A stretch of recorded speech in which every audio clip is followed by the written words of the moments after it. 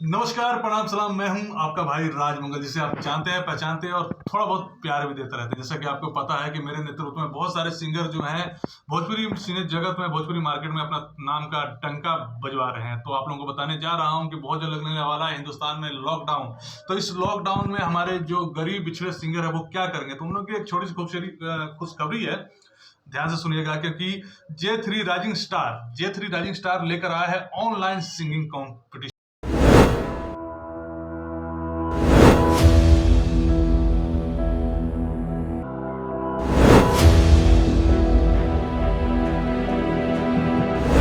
Season 1 की सफलता के बाद एक बार फिर से शुरू हो चुका है सुरों का नया दंगल, जे3 राइजिंग स्टार सीजन 2। जी हाँ, सीजन 2 रजिस्ट्रेशन शुरू है, तो देर ना करें। अपने सिंगर बनने के सपनों को साकार करने के लिए सादा आवाज में गाते हुए वीडियो बनाकर भेजें 93 11 45 19 16। मैं फिर से बता दूं, 93 11 45 19 16।